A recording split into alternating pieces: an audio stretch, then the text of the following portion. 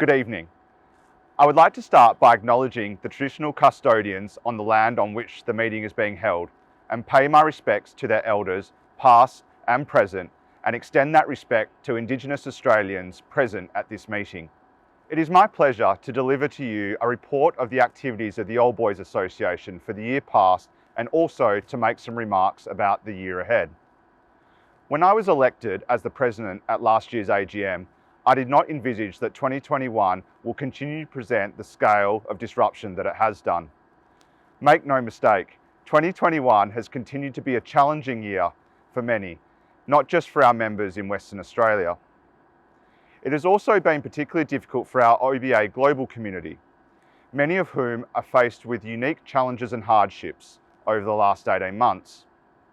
Our global community is a very important aspect of the OBA and accounts for approximately 8% of our total membership.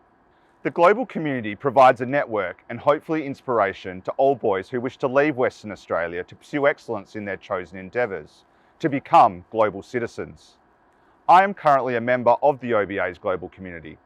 Unfortunately, as has been the case for many, border and travel restrictions have made it near on impossible for me to return to Australia during the last 20 months.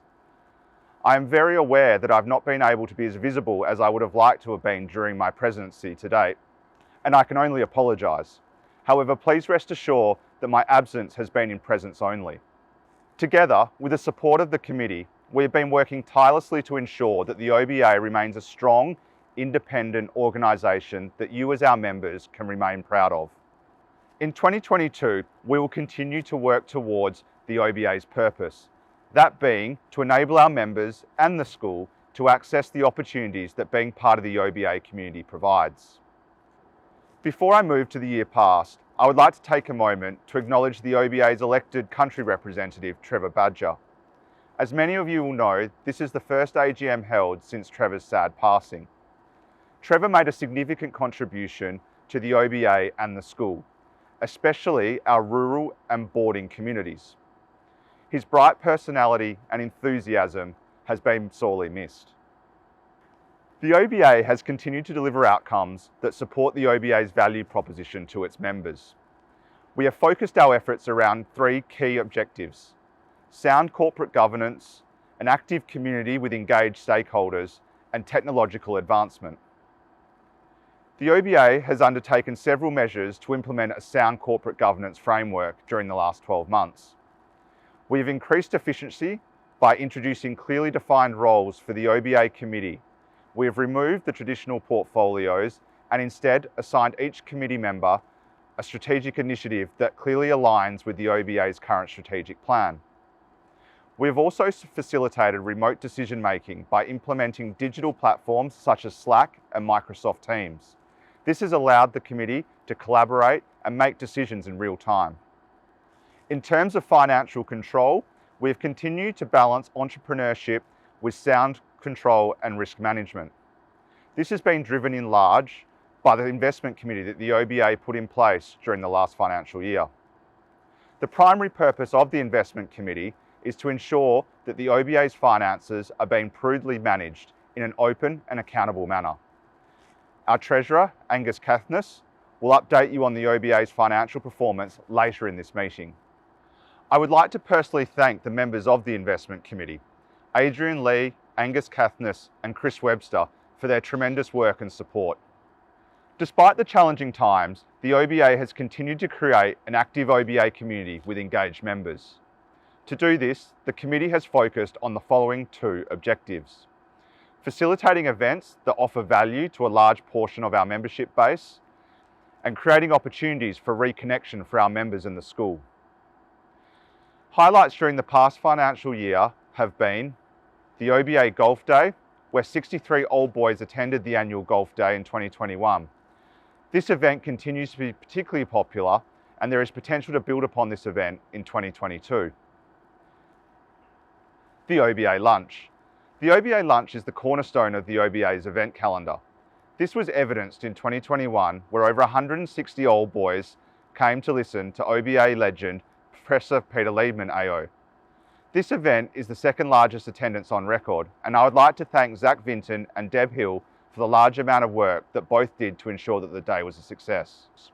Our unforgettables and unflappables are the lifeblood of the OBA community, and I'm delighted that these special groups have again been able to come together on 5 occasions during the last 12 months, after having several of their events cancelled in 2020 due to COVID-19 restrictions.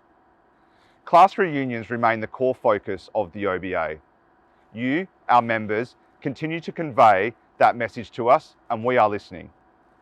The OBA, through its reunion guide and the Alumni Office, offers its support to respective year group representatives and to ensure that class reunions are communicated to the OBA community more broadly and drive active participation. The committee is acutely aware of the need to engage in a more meaningful way with its younger membership base. Members who are under the age of 40 now represent 49.6% of the total OBA community. 28.3% of our membership base are aged 30 years or younger. I will speak further about this later in my report. However, in the last 12 months, the OBA has offered the following to its young members. The Future Focus program continues to be well received by the school and offers the opportunity to the OBA's younger members to reconnect with the school by speaking to Year 12 students about the factors that have influenced their decisions, such as relationships, qualifications, skill development, motivation, travel, and support.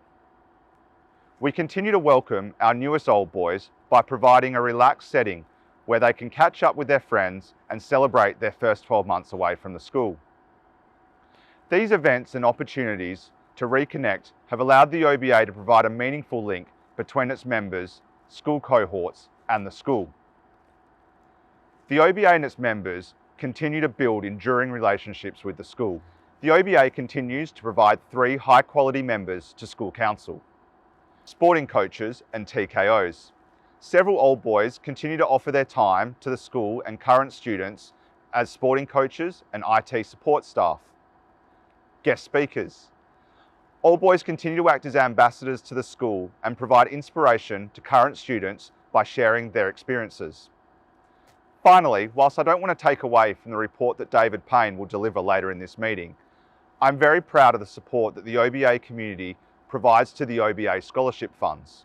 Your generosity provides life-changing experiences to exceptional young men, and I'd like to thank all donors. We hope that each of you will have noticed that the OBA has gone to great lengths to improve its social media platforms. You told us in our last OBA survey that the newsletter is the most utilised touchpoint, and we are now able to measure the interest in each and every story after moving to HTML distribution.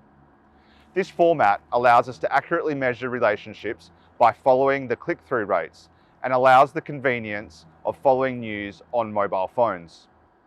Furthermore, our uptake of followers on our LinkedIn and Facebook pages over the past year has substantially increased following a review that was undertaken by social media company Rubix. This has been a strategic priority during the past year, and regular posts ensure that our stories, photographs, and achievements are shared as such news comes to our attention.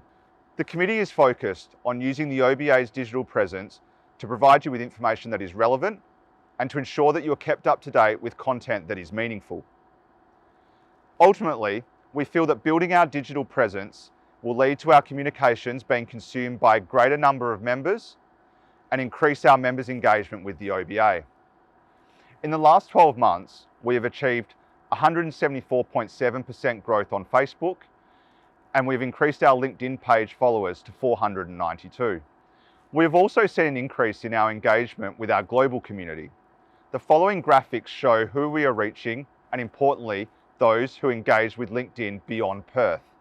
I'm firmly of the view that technological advancement should remain as a key strategic initiative for the OBA, especially as we continue to better engage with our younger members and our global community. As the world, and particularly Australia, emerges cautiously from the pandemic, the OBA will need to readjust to the realities of the new world. By reimagining how we operate, organise, collaborate, and use technology, we believe that we can continue to provide access to opportunities to our members on a global basis. The committee will develop a new strategic plan in 2022. I have no doubt that the new plan will provide the OBA with a fresh focus not only to allow us to address the challenges that confront the OBA, but also implement the changes and outcomes necessary to ensure that the OBA grows and prospers for the years to come. The committee will continue to dedicate itself to helping you, our members, and the school to access all the opportunities that being part of the OBA community provides. Our membership drives our association, so on behalf of our committee, we thank you, our members, for your ongoing support in 2021. I would also like to thank Deb Hill for the enormous amount of work that she does for the OBA and its members. Deb has also been a great support to me personally. Deb, the committee and I look forward to working with you, the OBA community, as we all look to achieve our goals in 2022.